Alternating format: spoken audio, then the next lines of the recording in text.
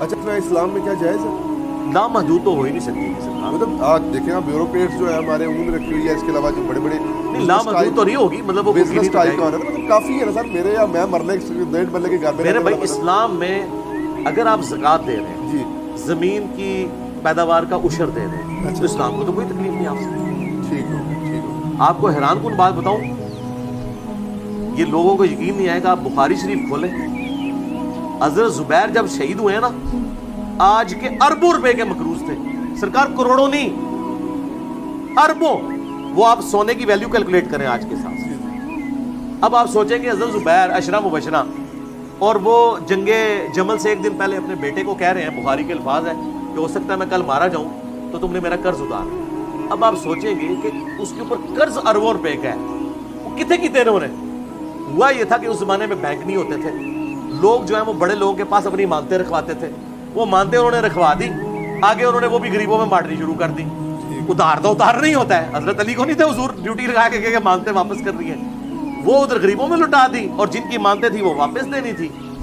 ٹھیک ہے، بعد میں کتنی مشکل سے حضرت عبداللہ ابن زبیر نے وہ قرضہ اتارا ہے، اور وہ اس طرح اتارا ہے، وہ بھی خیر کیا اتارا، وہ بیت المال سے ہی پیسہ گیا سارا. حضرت معاویہ کو ریکویسٹ کی کہ حضرت زبیر کی یہ زمین ہے، وہ زمین تھی سپوز 1 کروڑ روپے کی، انہوں نے کہا یار یہ آپ 1 ارب کی خرید لیں. تو چلے، تو حضرت معاویہ نے بھی جیب سے کوئی نہیں دیا، بیت المال سے ان کو پیسے دیے. اس طرح مختلف جگہوں سے پیسے کٹ کر کے انہوں نے اپنے باپ کا قرضہ اتارا. تو مجھے بتائیں حضرت زبیر کے پاس تو اربوں کا قرضہ تھا، اس طرح باقی صحابہ کے پاس بھی بہت زیادہ ایسٹس تھے، لیکن اگر وہ زکوٰۃ دیتا ہے اور اس طرح کے معاملات دے کے چلتا ہے تو یہ جائز ہے، لیکن یہ پسندیدہ نہیں. پسندیدہ وہی ہے جو ابو ذر غفاری کا مذہب ہے. ہاں ہم ابو ذر غفاری کے ساتھ ہیں، لیکن اس کو ہم حرام اس لیے نہیں کہتے کہ ہمارے پاس یہ اختیار نہیں کہ شریعت میں ایک چیز حلال ہے مجھے حرام کہنا. آخر میں سر، کیونکہ میں اتحاد امت کی نیت سے آیا ہوں اور میں ایک پلیٹ فارم اتحاد امت پہ چلا رہا ہوں. اتحاد امت بڑا مذہبی چیز ہے جی، محدر اتحاد امت رہے. تھوڑا پیغام دیں تھوڑا سا. اتحاد امت صرف یہ ہے جی کہ اپنا چھوڑ دو، دوسروں کا بھی تھوڑا تھوڑا چھیڑو، تو آپ کو پتہ چلے گا سب کے پاس کچھ نہ کچھ حق ہے. وہ سارا حق ایک جگہ جمع کرو اور اپنی نسبت قرآن و سنت کے ساتھ مضبوط کرو، اپنے اپنے بزرگوں سے دستبردار ہو، کیونکہ آپ کے بزرگ دوسروں کے نزدیک مردود ہیں اور ان کے بزرگ آپ کے نزدیک مردود ہیں. بزرگ بھی آپ اپنے ساتھ سنبھال کے رکھیں. اب مجھے بتائیں میں کسی ایسے شخص سے کیسے محبت کر سکتا ہوں جس نے اشرف رسول اللہ کلمے کو انڈورس کیا ہوا ہے، اور آپ مجھ سے یہ ایکسپیکٹ کریں کہ میں ان کے ساتھ اتحاد امت کر دوں اس حال میں کہ وہ اس کا دفاع بھی کریں. تو سرکار میں رسول اللہ کو کیا منہ دکھاؤں گا؟ یہ تو حضرت عمر آج زندہ ہوتے تو پوچھتے اشرف رسول اللہ اور چشتی رسول اللہ پارٹی کو کہ تم لوگ کیا دفاع کر رہے ہو. وہ تو چھوٹی چھوٹی بات پہ کہتے تھے یا رسول اللہ اجازت دے اس کی گردن کاٹ دوں. تو میں تو حضرت عمر سے بہت نرم ہوں، میں نے کبھی نہیں کہا گردن کاٹ دوں. میں کہتا ہوں یار علمی اختلاف ہے، خدا کے لیے اتحاد امت بالکل اس کے الٹ ہے جو آپ کو بتایا جاتا ہے. کہتے ہیں جی اپنا چھوڑو نہ کسی کا چھیڑو نہ، یہ فساد امت ہے. اتحاد امت یہ ہے کہ اپنا پہلے چھوڑو، دوسروں کا بھی چھوڑو. دیکھو ہم نے اتحاد امت کروایا، ہمارے اس درس میں بریلوی دیوبندی اہل حدیث شیعہ سارے فرقوں کے لوگ آتے ہیں. یہ آپ نے کہیں دیکھا ہے؟ ہمارے اسٹوڈنٹس جا کے شیعہ کی امام بارگاہ میں نماز پڑھتے ہیں اوپر ہاتھ باندھ کے، اور دیوبندی اور اہل حدیثوں کی مسجد میں ہاتھ چھوڑ کے نماز پڑھتے ہیں. اتحاد امت ہے کہ نہیں؟ کوئی فساد امت نہیں ہوا. فساد امت یہ ہے کہ جب آپ کہتے ہیں کہ ہم جنتی فرقہ ہیں باقی سارے کافر ہیں، اس کی وجہ سے ہوتا ہے. اور پریکٹیکلی ان کے بزرگ کر کے گئے. تو اتحاد امت صرف اس صورت میں ہوگا کہ امت محمدیہ کے اوپر اکٹھے ہوں. امت دیوبندیہ، امت بریلویہ، امت وہابیہ، امت شیعہ کے اوپر امت نے نہیں اکٹھا ہونا. امت حضرت ابوبکر پہ بھی نہیں اکٹھی ہو سکتی، شیعہ نہیں مانیں گے. امت ایک ہی بندے پہ اکٹھی ہو سکتی ہے جس کی قبر مدینے میں ہے، اور جنہیں جب غسل دیا گیا تھا تو کپڑے نہیں اتارے گئے تھے، باقی سب کے کپڑے اتارے جاتے ہیں. میں یہ بہت سخت جملہ بول رہا ہوں اس لیے کہ یار مجھے مزہ آنا شروع ہو گیا ہے اس جملے کا، کہ میرا امام وہ ہے کہ جب اسے اس کے کپڑوں سمیت غسل دیا گیا تھا، اور تو ان اماموں کو لے کے چل رہا ہے کہ وفات کے بعد ان کے کپڑے اتارے گئے تھے غسل دینے. اور میرا امام وہ ہے ما ضل صاحبکم وما غوی، تمہارے نبی نہ کبھی بہک کے ہیں اور نہ کبھی بے راہ. اور تیرے امام وہ ہے کہ دوسرے ماننے والے اس امام کے مسئلوں کو اس طرح ردی کی ٹوکری میں پھینکتے ہیں جس طرح تم ان کے مسئلوں کو. تو سرکار پھر اپنی نسبت رسول اللہ کے ساتھ کرو صلی اللہ علیہ وسلم. اچھا سر، آخری سوال میرا یہ ہے کہ عربی بولنے کے بارے میں علماء نے آپ پہ کافی اعتراض کیا ہے. لاہور کے ایک مفتی صاحب ہیں، میں نام نہیں لوں گا، انہوں نے کافی ویڈیوز چڑھائی ہیں کہ آپ کو عربی نہیں آتی. مجھے عربی آتی ہے، اردو آتی ہے، بعد میں ڈسکس کروں گا. مجھے ان مفتی صاحب سے پوچھ کے بتائیں جتنے بھی مفتی ہیں جی کہ ڈاکٹر تعلق قادری صاحب کو جو عربی آتی ہے تو تقی عثمانی صاحب انہیں شیخ الاسلام کیوں نہیں مان لیتے؟ اچھا ہاں مانے نا. اور اگر مفتی تقی عثمانی صاحب کو عربی آتی ہے تو الیاس گھمن صاحب انہیں شیخ الاسلام کیوں نہیں مان لیتے؟ مسئلہ عربی اردو کا تو ہے ہی نہیں ہے، مسئلہ یہ ہے کہ قرآن و سنت سے جو دلائل ہیں وہ ہم نے آپ کے سامنے رکھ دی۔ اور آخری بات، میں آج کے کسی مفتی کی عربی کو مانتا ہی نہیں ہوں۔ کیوں؟ ان میں سے کوئی مفتی دعویٰ کر سکتا ہے کہ مجھے اشعری تھانوی سے زیادہ عربی آتی ہے یا احمد صاحب بریلوی سے زیادہ عربی آتی ہے؟ کسی کا دعویٰ ہے؟ تو میں تو احمد صاحب بریلوی سے ڈائریکٹ عربی پڑھی ہوئی ہے۔ احمد صاحب بریلوی صاحب نے بیسٹ عربی سے بیسٹ اردو میں قرآن ٹرانسلیٹ کیا اور میں ان کی عوام کو بتا رہا ہوں، تو میں تو نکل ہی گیا ہوں۔ میں تو اعلیٰ حضرت کے ساتھ آپ کو جوڑا ہے۔ اعلیٰ حضرت نے لکھا ہے ایاک نعبد و ایاک نستعین کے ترجمے میں، اے اللہ ہم تیری ہی مدد، تیری ہی عبادت کریں، تجھی سے مدد چاہیں۔ تو بس یہی بات میں کر رہا ہوں، تو ان چیزوں سے باہر نکل جائیں۔ میرے بارے میں وہ کہہ رہے ہیں یہ دیکھ کے قرآن نہیں پڑھ سکتا جو قاری ہے، تو میں نے انہیں کہا تھا کہ تقی عثمانی صاحب، مفتی غنیر صاحب، ساجد میر صاحب، ساجد نقوی صاحب، چاروں بڑوں فرقوں کے میں نے علماء کی بات کی ہے کہ یوٹیوب کے اوپر کوئی قرآن کی ایک سورت تلاوت کر دیں، اپلوڈ کریں، مجھے بتا دیں، انشاءاللہ میں شام کو سورج غروب نہیں ہونے دوں گا، میں وہی سورت، سب سے مشکل والی سورت ڈھونڈ لیں، میں وہی سورت قرات کروں گا، اب ہم فیصلہ کرتے ہیں کس کو قرآن زیادہ پڑھنا۔ باقی رہ گیا پڑھتے ہوئے کبھی غلطی، میں ویسے بتاؤں یہ سارے علماء قرآن مجہول پڑھتے ہیں، انہیں قرآن عربی لنگوسٹک کے مطابق نہیں پڑھنا آتا۔ عربی لنگوسٹک یہ نہیں ہے کہ زبر زیر آپ نے ٹھیک پڑھنے ہیں، نہیں، عین، ثا، حا، بود یہ صحیح نکلنا چاہیے، کسی نے نیچے کٹنا آتا، اور اے بے تے پڑھتے جائے، کیونکہ انہوں نے جو آپ پتہ مدارس میں جو عربی پڑھائی جاتی ہے نا حدیث کی کتابوں میں، وہ معروف نہیں پڑھائی جاتی، مجہول پڑھی جاتی ہے۔ انما الاعمال بالنیات، یہ لفظ ہی غلط ہے، انما الاعمال بالنیات۔ آپ جتنے علماء دیکھیں اعمال لو پڑھتے ہیں، درود شریف دیکھیں اللہم صلی علی محمد پڑھتے ہیں، یہ صلی علی تو غلط ہے، اللہم صلی علی محمد ہے، لیکن چونکہ ادر دین قرآن آپ مجہول بھی پڑھ سکتے ہیں، یہ جائز ہے، اللہم صلی علی بھی درست ہے، لیکن قرآن میں جب آپ لام زیر لی پڑھیں گے تو لام زیر لے نہیں پڑھ سکتے سوائے ایک لفظ کے، بسم اللہ مجریہا، یہ پورے قرآن میں ایک لفظ ہے جو آپ نے مجریہا نہیں پڑھنا، باقی پورا قرآن آپ نے معروف پڑھنا ہے۔ انہوں نے عربی ساری پڑھی ہوئی ہے مجہول، یہ قرآن پڑھ ہی نہیں سکتے معروف۔ میرا چیلنج ہے، یہ جتنے گلے پھاڑتے ہیں ان کو لے آؤ ساجد میر، واللہ ساجد میر مجھے نماز بھی معروف طریقے سے نہیں سنا سکتا۔ التحیات للہ والصلوات والطیبات، وہ پڑھے گا التحیات للہ والصلوات والطیبات، انہوں نے پڑھی نہیں ہوئی عربی، وہ عربی یہ سمجھ رہے ہیں کہ، اور ہاں تو یہ لوگ نکال ہی نہیں سکتے، عین نکال ہی نہیں، اور یہ ان کا عیب نہیں ہے، ان کی تربیت ہی ایسی ہے۔ اور آپ قاریوں کو دیکھیں، مولویوں کا اتنا مذاق اڑاتے ہیں، کہتے ہیں عربی آندی نہیں، قاری جڑے نا مولویوں کو ہتھوں ہاتھ لیندے ہیں، کیوں؟ وہ صحیح کہہ رہے ہوتے ہیں، قرات کے اعتبار سے ان کو عربی نہیں آتی، خالی عربی پرونونس کرنا کافی نہیں ہے نا، وہ اس لہجے میں ہونی چاہیے۔ تو میں عربی لہجے میں عربی پرونونس بھی کرتا ہوں، باقی جو پڑھتے ہوئے کبھی زیر زبر کی غلطی ہو جائے نا، وہ تو ساروں سے ہو جاتی ہے، وہ غلطی تب غلطی ہے کہ جب کوئی بندہ لقمہ دے اور میں پھر اس کو غلط پڑھوں، اوور لک ہو سکتی ہے پڑھنے میں جی ٹھیک ہے۔ ابو داؤد میں حدیث ہے نبی علیہ السلام قرآن بھول گئے تھے، آپ پہ نازل ہوا ہے، تو بعد میں ایک صحابی نے کہا یا رسول اللہ، آپ نے فرمایا تم نے مجھے یاد دلا دینا تھا، لقمہ دے دینا تھا، تو آپ اندازہ کریں کہ کیا نبی علیہ السلام کو نہیں پتا تھا؟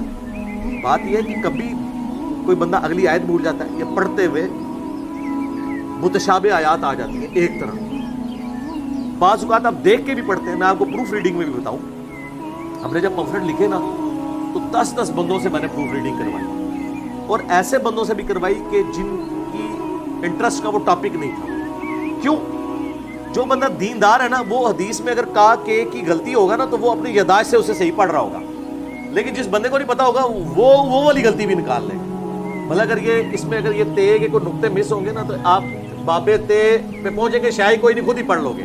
آپ دیکھیں گے کئی لوگ انجینئر کے سپیلنگ غلط لکھ دیتے ہیں، لیکن وہ آپ پڑھیں گے اسے انجینئر ہی، وہ انہوں نے نا وہ نون پہلے ڈالی ہوتی ہے، یہ بعد میں ڈالی ہوتی ہے، حالانکہ انجینئر کے سپیلنگ میں یہ پہلے، لیکن میں آپ کو دونوں دکھاؤں نا آپ صحیح پڑھیں گے اسے، کیونکہ آپ اتنے غور سے نہیں دیکھیں گے۔ لیکن جو جس کا انٹرسٹ نہیں ہوگا نا وہ دیکھے گا پہلے یہ پہلے پائس کے بعد پائس، تو یہ اس طرح کے معاملات ہو جاتے ہیں۔ غلطی تب ہے کہ میں نے ایک کوئی لفظ پڑھا اور بار بار اسے غلط پڑھا، اور میں تو فی البدی مجھے سینکڑوں آیات قرآن کی زبانی یاد ہے، اور میں فی البدی پڑھتا ہوں، عربی لنگوسٹک کے لہجے میں پڑھتا ہوں، میرے ترجمہ ویڈیوز ہیں، قرآن کلاسز ہیں، ان میں کہیں ایک کوئی زبر زیر کی غلطی ہو جائے اور اس کو پڑھ کے اس کو دیکھ کے قرآن پڑھنا نہیں آتا، میں کہتا ہوں ضرور کہیں گے، اچھی بات ہے۔ جب آپ کہیں گے دیکھ کے قرآن پڑھنا نہیں آتا، لوگ دیکھ لیں گے اسے پڑھنا آتا ہے کہ نہیں آتا۔ اور ایک مولوی یہاں تک کہہ رہا ہے، وہ کہہ رہا ہے جی دیکھیں اب یہ چڑھ جائے تو پھر وہ لوگوں کو پتہ لگ جائے گا قرآن یہ غلط پڑھ رہا ہوگا.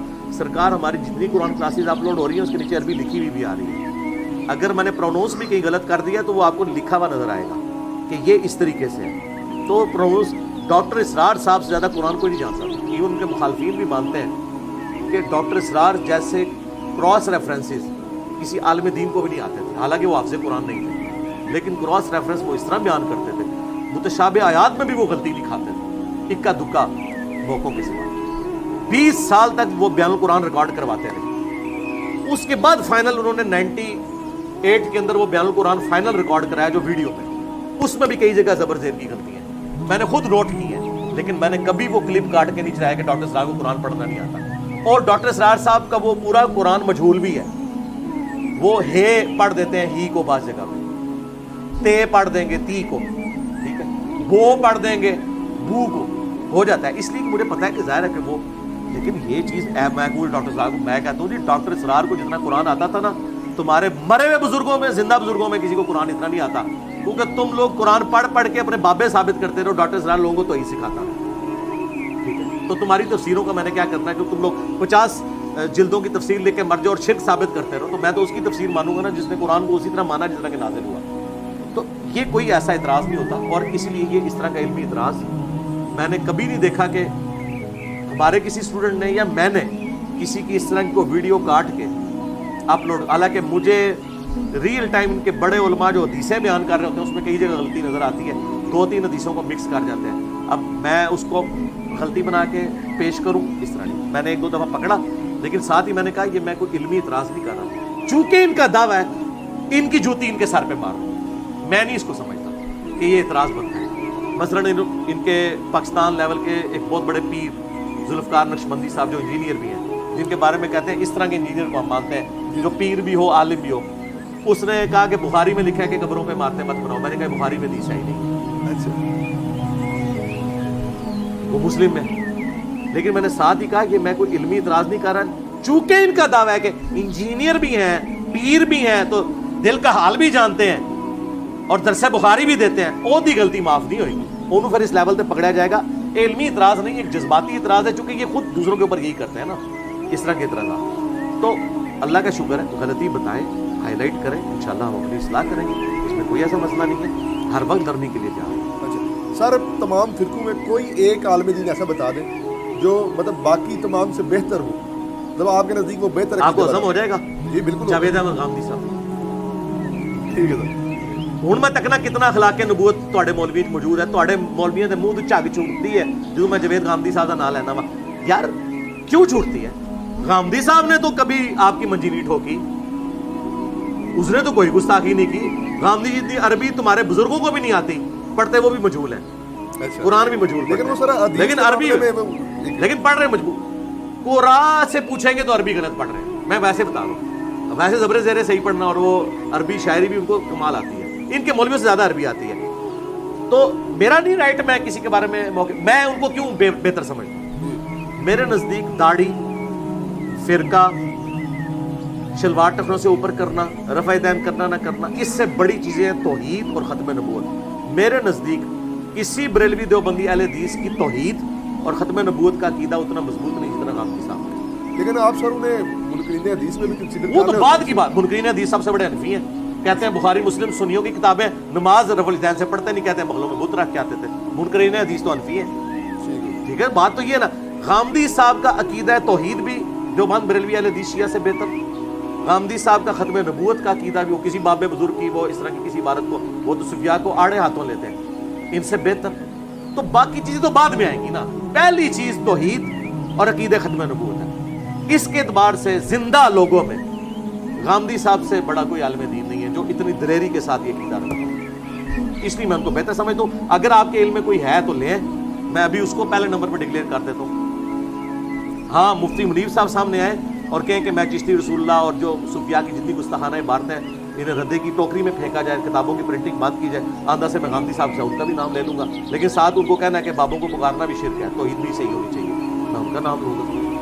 ٹھیک ہے، بہت شکریہ سر. احباب جی بغیر یہ تھی آج کا سیشن، اور ہم نے کوشش کی انجینئر صاحب کے نظریات ان کے ساتھ، ہمارے نظریات ہمارے ساتھ، ہم نے کوشش کی ہے کہ آج کے جتنا بھی سیشن ہے اس میں بغیر کسی اسکرپٹ کے آپ کے سامنے پیش کیا جائے. آپ سے گزارش ہے ہمارے چینل کو سبسکرائب کیجیے اور ویڈیو کو لائک کیجیے. اللہ حافظ.